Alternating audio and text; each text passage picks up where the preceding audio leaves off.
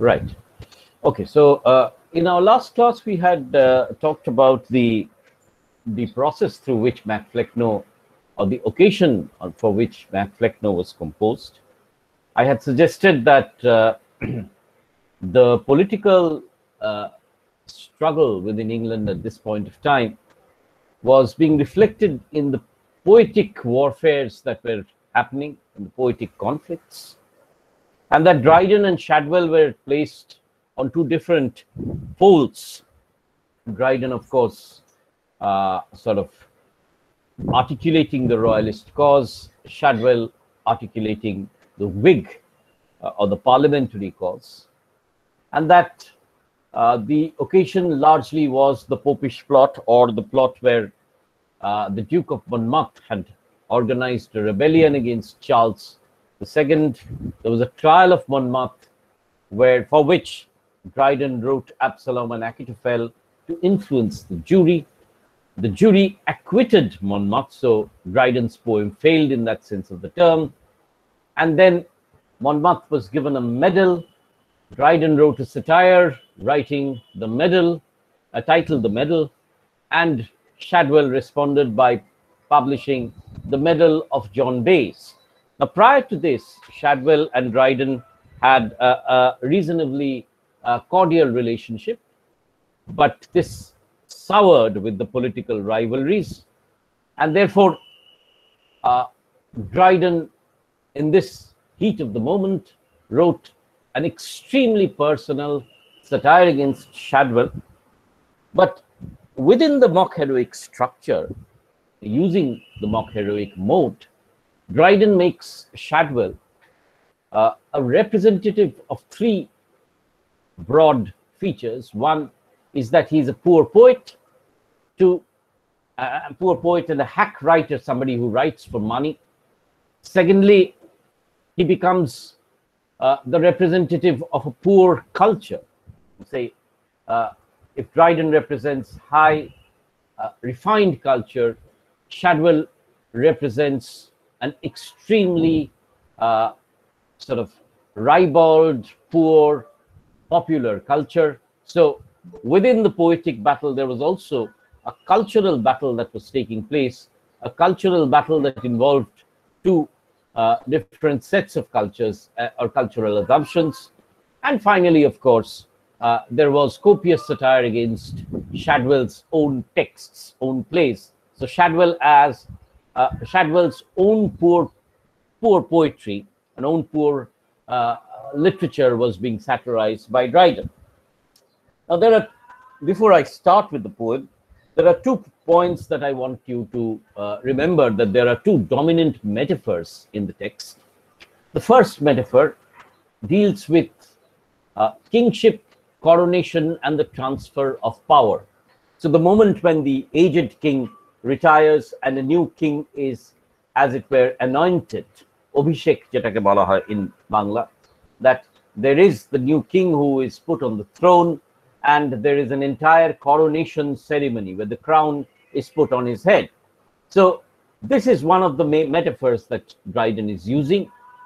Therefore, kingship and coronation is one set. The other set is the anointing of a priest, initiation into the religious order, the sprinkling of holy water, and his oath to uphold the faith. So the initiation of the priest is the second metaphor that is going to be used. Now, the king and coronation symbolizes power. The initiation of the priest into the mystic order of religion signifies enlightenment and knowledge. Therefore, these are the 2 dominant allusions that Dryden will be using. One, classical, in the sense that classical power, the power is passing on from one classical king to the other, and the other is deliberately Christian, where religious knowledge is being passed on and initiated from one priest to the other. So there's a set of classical allusions associated with monarchy and coronation. There's a set of Christian allusions associated with priesthood, Christ, and knowledge. And there's a third set of allusions which refer to contemporary theatre and contemporary politics. So these are the three sets of allusions that we will be dealing with. Now, once again, let me remind you, of course, this comes from a question that one of you asked, why Flecknoe? Flecknoe being an Irish priest and a symbol of poor poetry. Now, Flecknoe was a symbol of poor poetry, not only for Dryden, but also for the metaphysical poet Andrew Marvell. Therefore, Dryden was probably taking over the model of poor poetry which Andrew Marvell had suggested in his poems. And also, remember that Flecknoe was Irish, and I had suggested that for the English, especially the highly cultured section of the English population, the Irish were seen as fools and extremely uncultured. In fact, this stereotype sort of went on till the late 20th century also, when we see in war poetry the Irish are dismissed as people who are uncultured in that sense of the term, who lack refinement. Right. Therefore, when Dryden chooses a symbol of poor poetry, he chooses Richard Flecknoe principally because of two reasons. One, that Flecknoe is already established as a model or an icon of poor poetry. Two, that Flecknoe is Irish and therefore uncultured in that sense for the British people. Now, the entire issue, the entire first 60-odd lines which we'll look at, deals with the issue of coronation. Right? The issue is that there is an empire, and therefore Dryden is using the epic metaphor and a heroic mode. You remember, the epic is a genre, the heroic is a mode, and therefore there is this question of this entire empire, obviously alluding to the Roman Empire, and that this empire needs a new king because the old king has to give way to a newer monarch. So the king is abdicating his throne and handing over power to the new king, and this old king is Flecknoe, and the new king in waiting, the prince as it were, who will now become a king, is Thomas Shadwell. So from Flecknoe to Shadwell, from one poor poet to the other, and the empire, as we'll find out, is not the Augustan classical Roman Empire, but an empire of folly and poor poetry.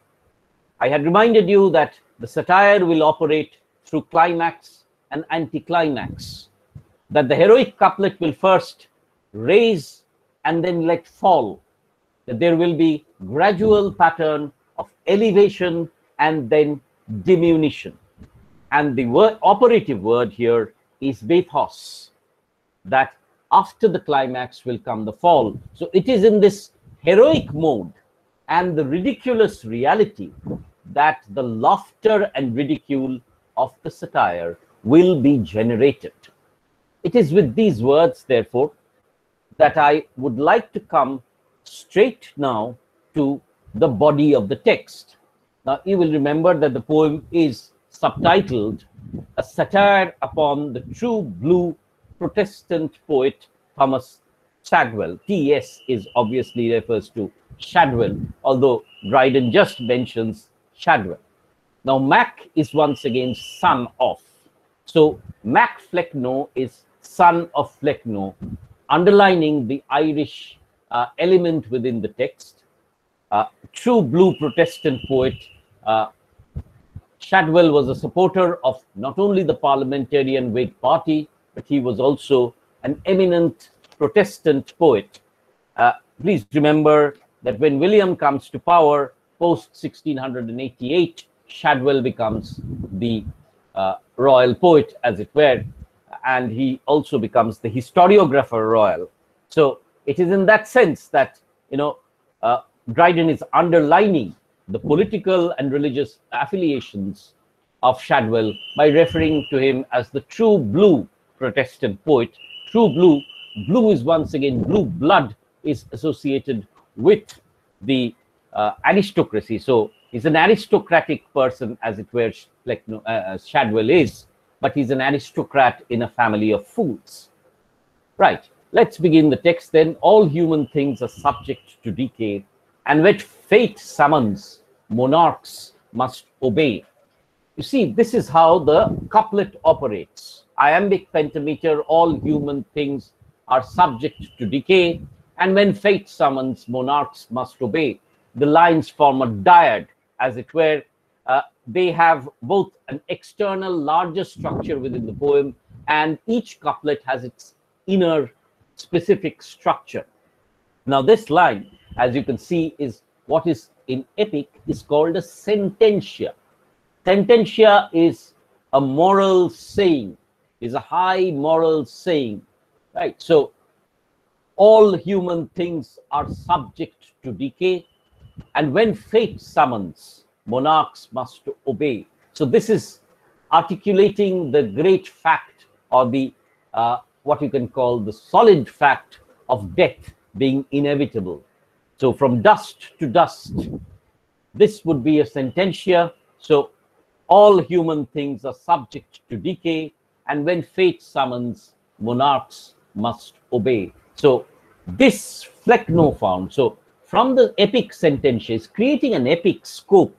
By making that sententia, Dryden is launching straight into an epic mode, right? Into an heroic mode by elevating the circumstances, talking about monarchy, is talking about the inevitability of fate, and then he talks about Flecknoe.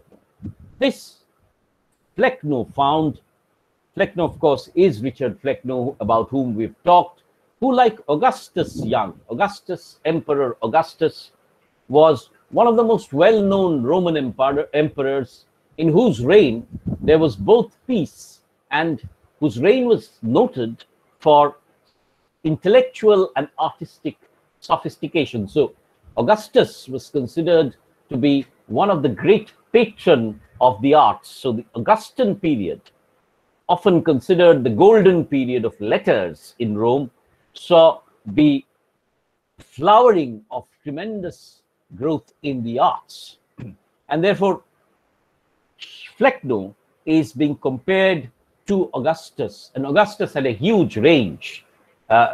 He reigned for quite a significant amount of time. So like Augustus, Flecknoe came to power at a very young age, and then he ruled extremely long. This Flecknoe found, who, like Augustus Young, was called to empire and had governed long. So once again, you see the epic scope of empire is being built. Please remember that there's a difference between kingdom, which is a smaller territory, and an empire, which is a huge territory, right? So a humongosity of the epic, of the extent of Flecknoe's rule is being talked about. Therefore, the epic scope is being gradually maintained. It was called to empire and has governed long. So what does the allusion do? This is what is called an allusion. Flecknoe is being compared, or Flecknoe's rule is being alluded to with Augustus's rule. And therefore, this allusion serves to heighten the epic scope of the poem. This is how the mock heroic functions. I'm trying to get you to understand, how does one create an epic mode?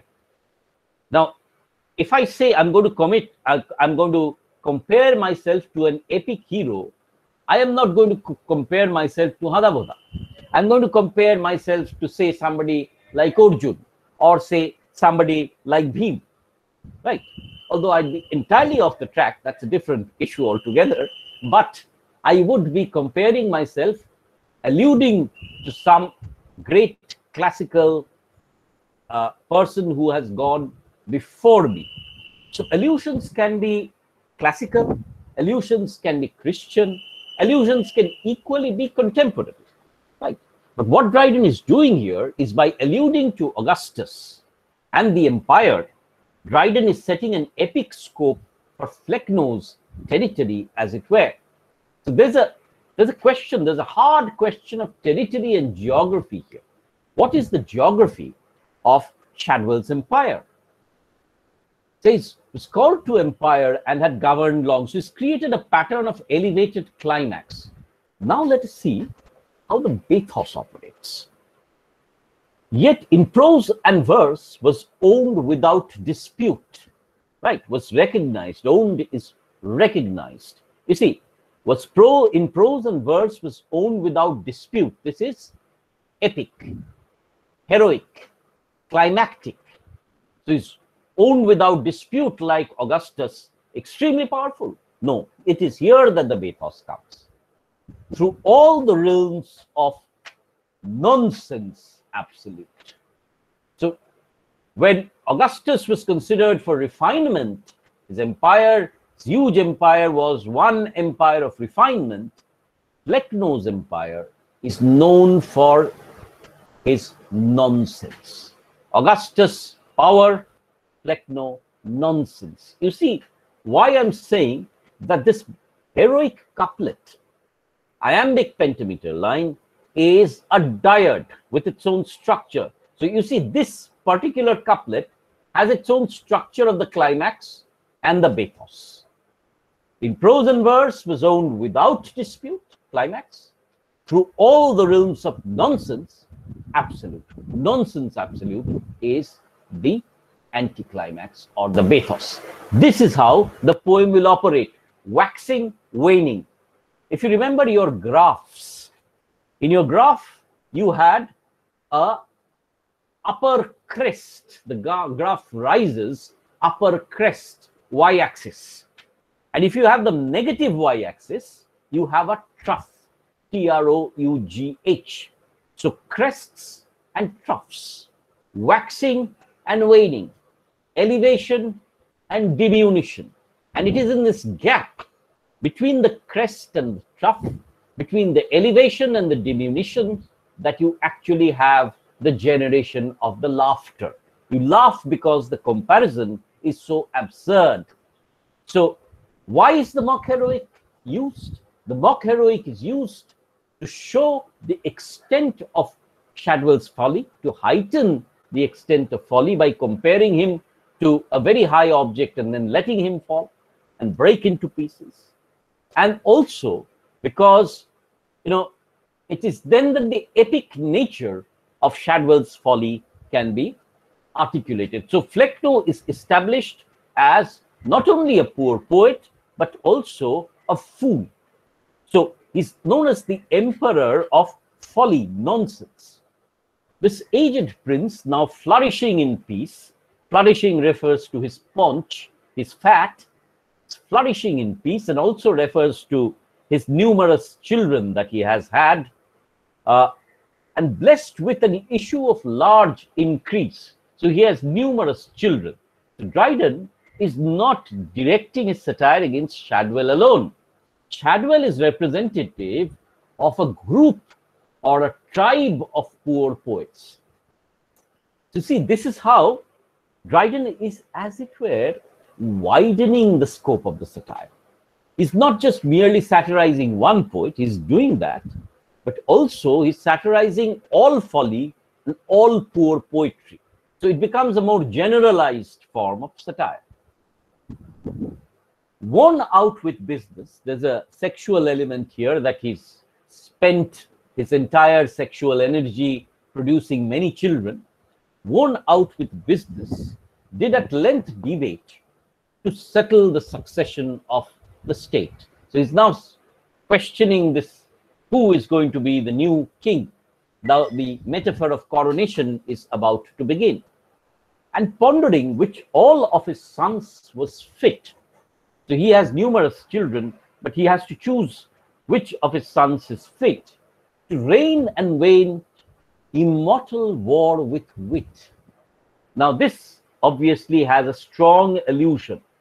Now it has allusions to the Trojan War, which was almost an immortal an extremely bloody war.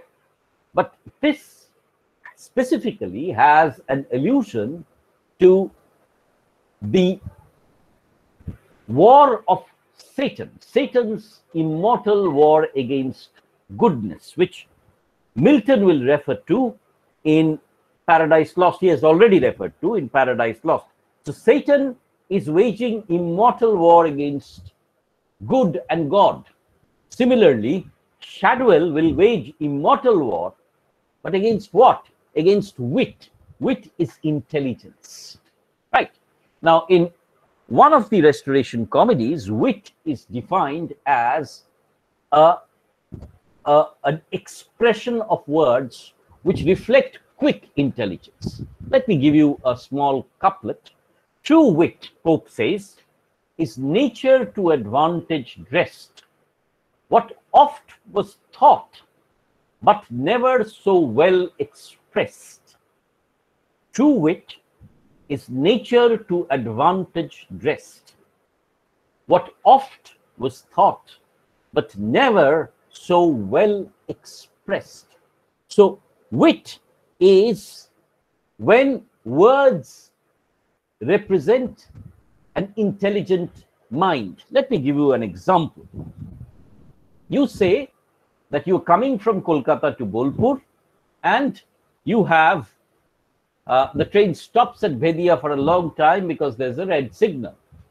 You can say that, we came to Bolpur because the signals were not were down or were red. You can also say we tried to come to Bolpur, but the signals were against us. Well, let me share a joke on a lighter note. There is, of course, this joke that's taken from Reader's Digest, and you have jokes very often use wit. You had a woman's college where a teacher often used to wear pink saris every single day. So the students were all tired, and one day they decided to imitate the teacher, and all of them wore pink dresses. Say everybody in your class, every single girl is wearing pink, either salwar kameez or a sari or whatever, or a top or skirt, and so on and so forth. Now, it so happened that the teacher was absent on that particular day, so somebody else came in to take the class. Now, he or she surveyed the class, saw everybody wearing a same kind of a dress, and then exclaimed, your teacher, I am here as a substitute because your teacher is not in the pink of health. Now that is wit, right? So when somebody uses a very intelligent turn of phrase, true wit is nature to advantage dressed, but oft was thought, but never so well expressed, right? So Shadwell is waging immortal wit war against intelligence.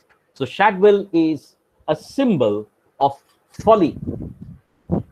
Cried, 'tis resolved, for nature pleads that he should only rule who most resembles me.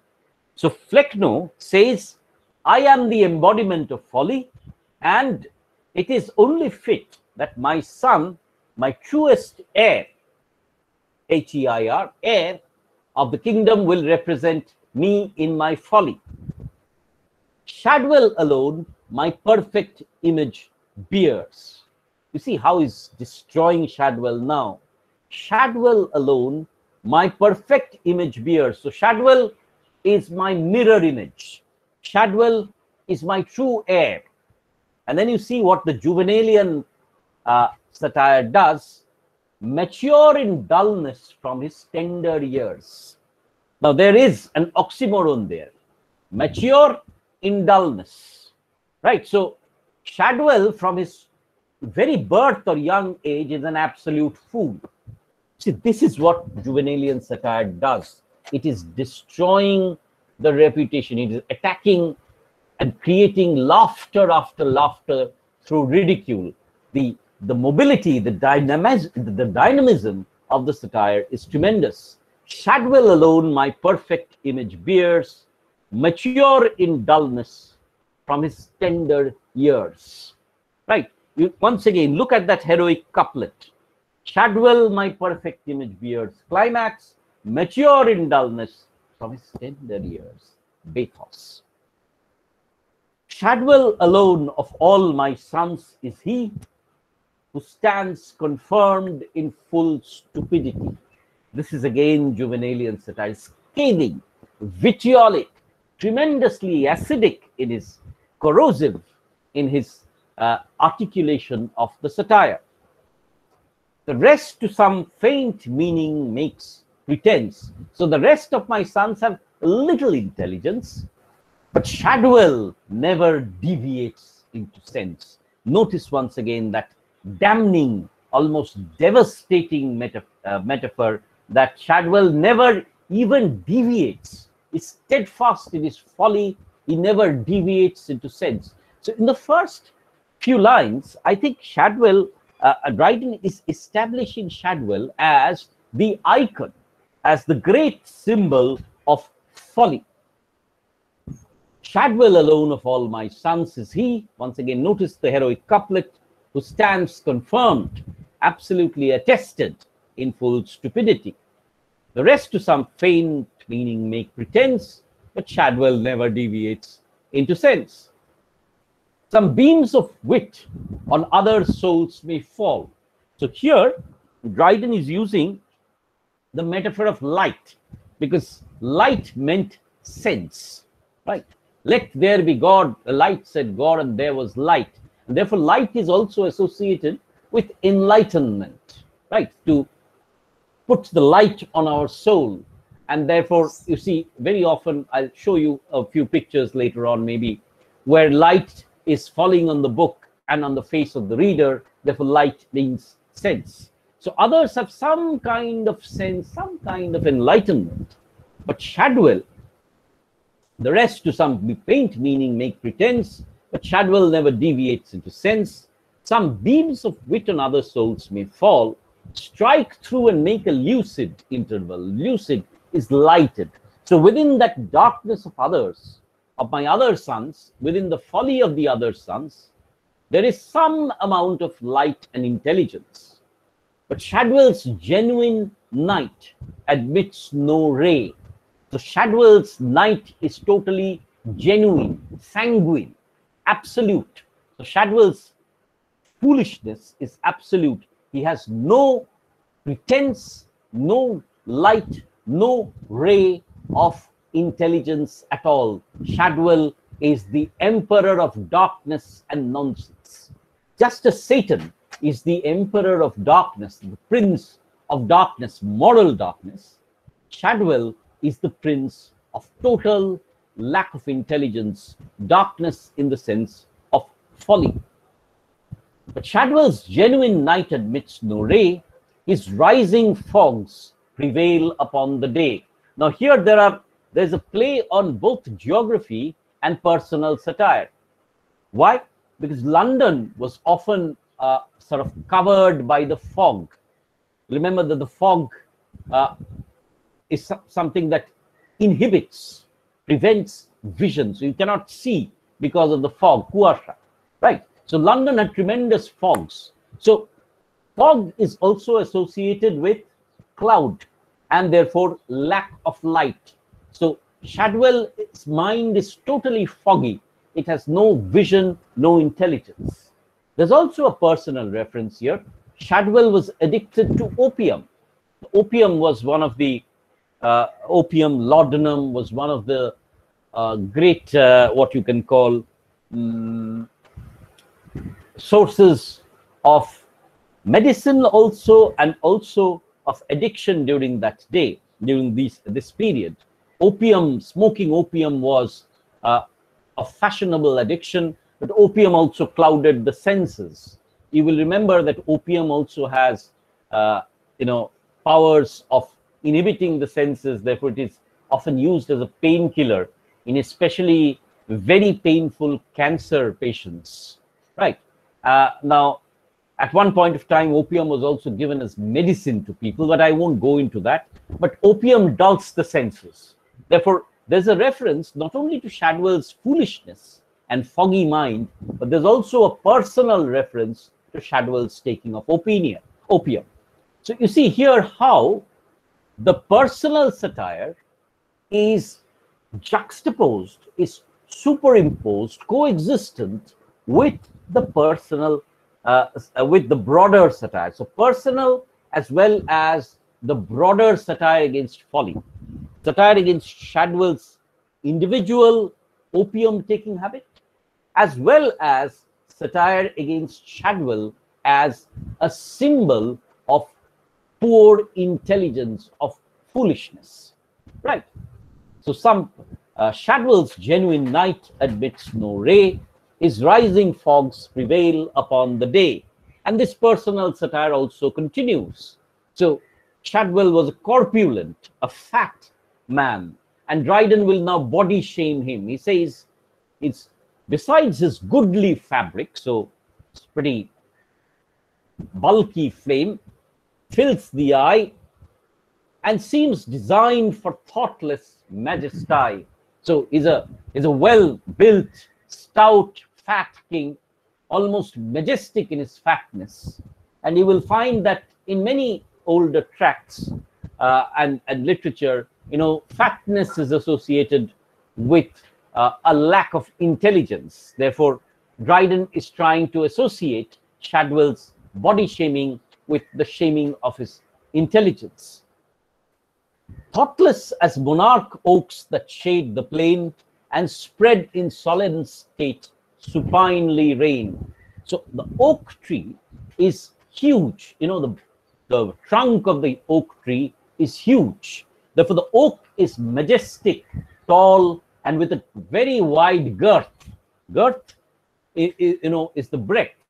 Therefore, Shadwell is similarly his breadth. He's almost as fat as an oak tree, and oaks are also, considered to be trees which are silent and non-intelligent. Therefore, oaks never make a sound. Oaks live long. Oaks are symbols, therefore, of thoughtlessness. So Shadwell is built as thick as an oak tree, and is also silent and unintelligent as an oak tree. You remember that Aristotle had made this point, that there are three kinds of souls. He suggests that the first soul is the vegetative soul, which can grow, but which has no intelligence. The second, which has no intelligence and cannot, does not have mobility in that sense. It can only grow upwards. The animal soul, which can reproduce, which grows, but which does not have any intelligence. And the third and the most superior soul is the human soul, which is the rational soul, which not only grows and reproduces, but which also actually thinks. So Shadwell is like that vegetative soul, which can grow, but which cannot think. Whereas he suggests that other souls, like Dryden's soul, is the rational soul, which not only grows, but thinks. So Shadwell, in all senses, is the representative of non-intelligence. You see what Dryden is doing. This is how the epic functions. Through repetition, allusion, and metaphor. So recurrent allusions, recurrent metaphors, Dryden is establishing Shadwell as a figure of nonsense. How is he doing that? He is comparing Shadwell to classical sources like Augustus and saying Augustus was the emperor of mighty Rome. Shadwell is the emperor of poor folly. Just as, an oak is great, Shadwell also is fat and great, but foolish. So metaphor after metaphor, conceit after conceit, simile after simile, illusion after illusion, climax after climax, each with its own bathos. The heroic couplet acting as a dyad, first elevating, and letting Shadwell fall. This is how Dryden is generating laughter after laughter and totally reducing Shadwell to the status of a dunce. Thoughtless as monarch oaks that shade the plain and spread in solemn state, supinely reign. So just as oaks reign on the REIGN on the countryside, Shadwell will reign in the emperor of folly. Now Dryden will now say, is Shadwell the first poor poet? He says, no. There is a train, there is a total history of poor poetry. Just as there is a historiography of good poetry, there is a historiography of poor poetry also. And who are these poor poets? Just before Shadwell is Flecknoe. But who exists prior to Flecknoe? He says from the Elizabethan age onwards, he takes two dramatists, Heywood and Shirley.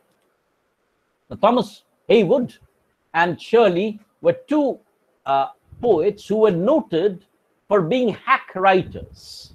Now, they wrote plays, which were primarily comedies. But these comedies were considered by the Augustans or by the 18th century Restoration writers as poor plays. Now, therefore, Dryden is choosing Heywood and Shirley as ancestors of Shadwell and Flecknoe, right? So he's creating a genealogy, a kind of history, a kind of timeline, a family of poor poets. So he's saying that Shadwell is not the only poet who is foolish, that there is a long line of dramatists who are stupid and foolish. And also remember that Heywood and Shirley were both considered to be hack writers who wrote for money. Therefore, Shadwell will continuously use this metaphor of the hack writer as a literary prostitute who writes for money, who has poor taste, who is foolish, right? So now, from the emperor of folly, Shadwell will be transformed to the emperor of poor literature. So Heywood and Shirley were but types of thee. So your ancestors, our last great prophet of tautology. Tautology is repeating the obvious, right? Therefore, for the first time you see the religious metaphor comes in, that you are the last prophet of tautology. The prophet is somebody who knows, intuitively knows, to whom things are revealed. For example, Prophet Muhammad, to whom God, as it were, revealed knowledge. So the prophet is one who knows, who can foresee the future. Now, Shadwell is a prophet, but he's a prophet of what? He's a prophet of tautology, the obvious, saying the obvious or repeating the obvious. So this is for the first time that you see, along with the classical and the personal allusions, you now have also a religious allusion coming through. Right. So the last great prophet of tautology, even I, a dunce of more renown than they. Who is this I? Flecknoe, who's making this speech. This is the farewell speech of the king. Right. So even I, a dunce. Dunce is somebody with a fool. Very often, dunce was somebody who was, on whom a cap was put on as a symbol of his folly. এই জন্য বাংলায় দেখবে গাধার টুপি বলা হয় না? So dunce is somebody who has the brains of an ass, right? Therefore, even I, a dunce of more renown than they, was sent before but to prepare thy way. Now, this has a Christian allusion. You have to understand this, that John the Baptist was sent to prepare the way for Jesus Christ. Christ, as in knowledge, John the Baptist was sent to prepare the way for Christianity and knowledge. Similarly, Flecknoe has been sent to prepare the way for the new Christ of folly. the new prophet of folly, and that is Shadwell. So you see how Dryden is creating epic metaphor after epic metaphor from classical and Christian sources, comparing, Dryden comparing Shadwell to Christ, and then suggesting that he is the prophet of folly. So, sent before, but to prepare thy way, and coarsely clad in Norwich drugget came to teach the nations in thy greater name. So just as John the Baptist came to preach the advent of Christ, I have come to preach the advent of the greatest fool and stupid writer of the period, Shadwell. Now the term Norwich drugget refers to a coarse cloth. Coarse হচ্ছে rough, চটের বস্তার মতো কাপড়, right? So coarse cloth. So this has once again personal allusions that Shadwell was born in Norfolk. Norfolk is near Norwich, and therefore Shadwell's birthplace is alluded to. Also remember that Norwich drugget was the coarse cloth which was often worn by very poor people, including the Irish. Therefore, the coarseness of the cloth symbolizes two things. One is the poverty of Shadwell, and two, the poor taste of Shadwell. So just like coarse literature, Shadwell's dress is also coarse. So it's here that you see how very intelligent these allusions are. Dryden is gradually, through allusion and metaphor, building up Shadwell as a symbol of coarseness, rough and poor poetry, as well as a lack of intelligence. Right? My warbling lute, the lute I whilom strung, when to King John of Portugal I sung. Now this too has personal allusions. Flecknoe was reputed to have played the lute in front of the King of Portugal. Now this is alluded to by Marvell as well, by Marvell in his poems. Now, why the lute? Because music is also associated with meter, and good poetry, good lyric poetry, is also associated with meter. অর্থাৎ কি, the operative word is rhythm, ছন্দ. In music you have rhythm, as well as in the metrical structure of lyrical poetry and plays, you also have rhythm, right? So Flecknoe suggests that he rhythmically played the flute before King John of Portugal. So he was a celebrated, well-known musician. That is what he claimed. So my warbling lute, but what kind of a lute is it? Is rough, coarse, and very often out of tune. So when he's playing the lute, he's playing it out of tune. So his plays also similarly have no metrical structure. They are random, they are coarse, they are poor. His lines do not have any meter. So my warbling lute, the lute I whilom strung, I once upon a time strung, when to King John of Portugal I sung. When thou on the silver Thames didst cut thy way with well-timed oars before the royal barge, swelled with the pride of the celestial charge. So there's this illusion that Shadwell often read his poems and plays in front of the king while he was on the royal barge. Barge is a boat on the Thames. Bojra, barge theke we have the word bojra. So very often the king used to go out on the Thames for on an evening, and poetry would be played, music would be played. So Shadwell, as it were, is playing before the royal barge.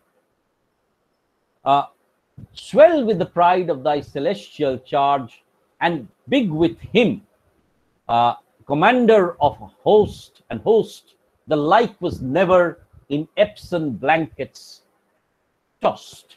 Now, this is once again a reference to Shadwell's plays. Shadwell had two plays. One was titled Epsom Wells. He wrote numerous plays, but here the allusion is to two poems, two plays. One was a comedy called Epsom Wells, and the other was Virtuoso, where a character is tossed in blankets. Now, here you have to make a distinction between comedy and farce. What is the distinction? That you can both want to make you laugh, right? But in one, you have intelligent laughter. Comedy makes you laugh intelligently through the situations and through the dialogue. What about a farce? A farce is where the comedy is physical. Where, for example, if I wear a donkey's head and then make gestures like this, you will laugh. But that laughter is not produced with sophistication. It is very coarse, physical laughter. This is what farce is. Tamasha. Right? And the other is comedy. Right? Now, therefore, Dryden is suggesting that when you toss a character in blankets, then the laughter that is produced is farcical laughter. And farce is considered to be an inferior genre, poor, foolish genre, because there is no sophistication. So here, Dryden is dismissing Shadwell's plays not as comedies, but as farces. You remember in my earlier discussion, I had talked about Shadwell claiming to be the heir of Ben Jonson and writing comedy of humors. Dryden is suggesting that that is absolutely false, that Shadwell has only written very inferior grade of plays which are generating farcical laughter. So methinks I see the new Arian sail, the lute still trembling underneath thy nail. You see, there's also this reference to Arian, who was thrown from, who jumped overboard from a ship and was carried by the dolphins on his back. He was a musician who was thrown overboard by the sailors, and he actually was carried by the dolphins, who was so taken with the quality of his music. This is a classical allusion, right? So he says, you are like Arian, floating on the Thames, just as Arian floated on the seas. You are also floating, the lute still trembling underneath thy nail playing the lute. At thy well-shaped thumb, your thumb is fat because you are also thick. From shore to shore, the treble squeaks for fear, the basses roar. Now, if you have your graphic musical equalizer there, right, all of you are much more well-versed in mobile music than I am. You will find that in your mobiles and wherever you play music, you have the two concepts of the bass, the bass, and the treble, right? And therefore, you have to have a deep bass and a proportionate treble. In Shadwell's plays, the music is chaotic. That is to say, the basses squeak for fear and the trebles, the treble squeaks for fear and the basses roar. So Shadwell's plays have rhymes which are totally, chaotic, which are extremely poor. So Dryden is referring to Shadwell's poor musical quality, to Shadwell's poor metrical quality, and therefore complaining that his plays have no rhythmical structure. Here the allusion is to Shadwell's pathetic, I will say, comedies, which are actually farces and which have no metrical structures. Therefore, by using Arian, who is a classical allusion, and to both the contemporary reference to Shadwell's plays, Dryden is dismissing, first creating an epic parallel with Arion, the great musician, and then suggesting that Shadwell is a pathetic musician whose plays lack any metrical structure. So echoes from Pissing Alley, Shadwell call, and Shadwell, they resound from Aston Hall. It's interesting because, there was actually, as I said, on the outskirts of London, a place called Moorfields. And there you had an alley called Pissing Alley.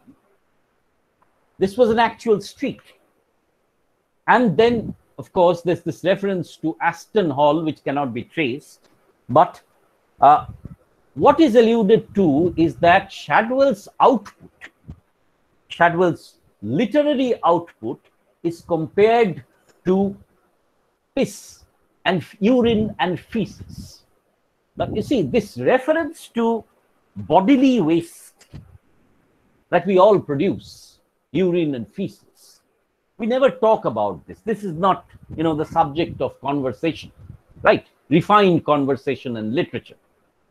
But if this enters literature, the study of this urine and feces is what is called scatology.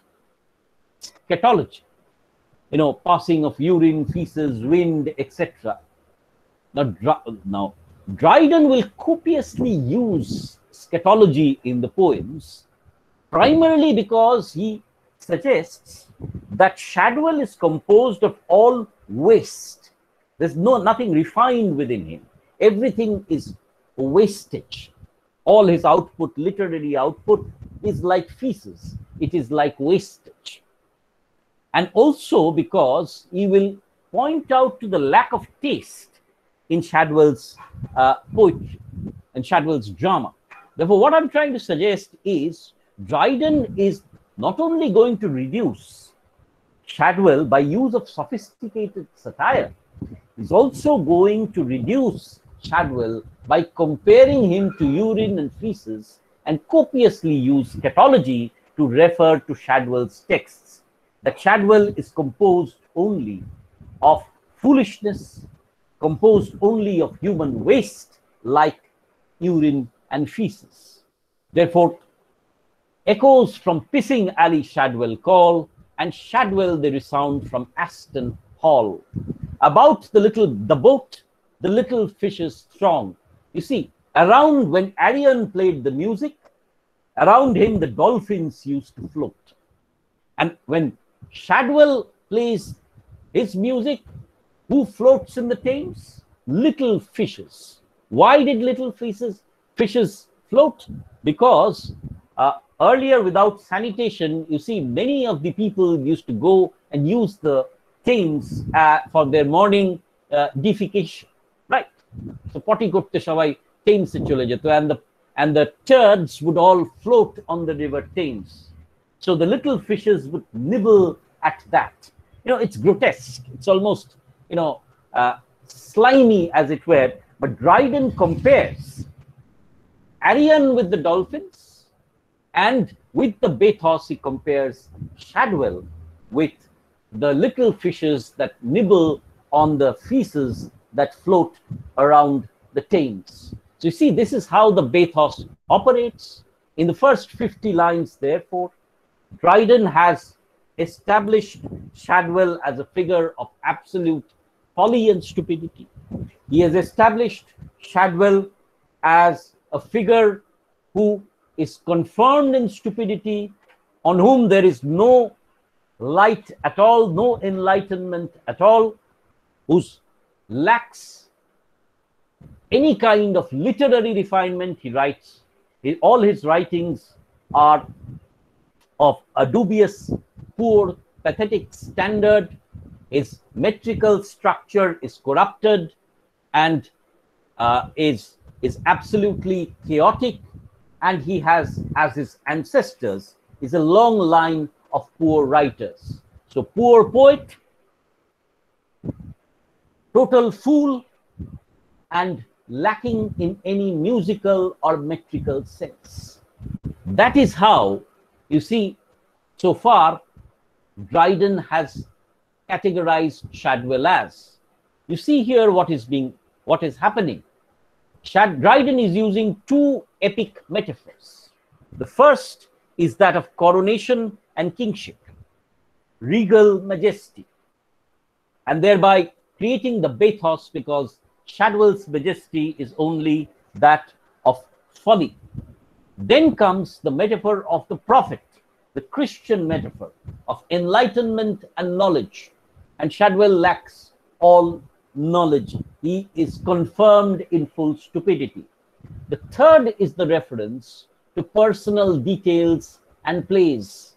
Therefore, references to earlier writers like Flecknoe, Heywood, Shirley, reference to Shadwell's own poems like Epsom Wells and the Virtuoso and the farcical scenes thereon. Therefore, with the allusions, through the allusions, Dryden is creating an epic structure, and he is destructuring that structure, letting Shadwell fall by comparing him with the epic and showing that he is the great figure of poor taste, poor intelligence, poor poetry, poor rhyme. It is thus that there is a continuous pattern of waxing and waning within the heroic couplet. And this epic metaphor after epic metaphor, written in heroic iambic pentameter lines, is creating this discrepancy between the epic parallel and the mock epic actuality. This is how Dryden's Juvenalian satire operates. Successive metaphors, tremendously dynamic allusions, and totally pointed and acute ridicule, which reduces Shadwell to the status of a dunce, somebody who's a fool, a literary amateur, somebody who lacks refinement, and thirdly, somebody who uses farce rather than comedy. So Dryden is suggesting that instead of being the heir of Johnson, instead of being the intelligent dramatist of the comedy of humors, Shadwell is actually Mac Flecknoe, the son of the poor, stupid poet called Richard Flecknoe. Well, that is the first 50 odd lines here that we have talked about. We've talked about also how scatology is being used to denigrate Shadwell, and how sharp and pointed and even personal the satire is. So there's a play on the personal and the public, that Shadwell is at once Dryden's poetic enemy, his poetry is ridiculed, his fatness is ridiculed, as well as Shadwell is a representative of poor poetry and poor intelligence, and therefore a human prototype. And that type of folly and poor literature is also being satirized by Dryden. Well, those were the first 50 lines of the poem. We'll take 50 lines in a single day. And in our next class, which is once again tomorrow, which I'll take a class, we will take a look at the next 50 lines of Mac Flecknoe. It is with that I am stopping today's recording.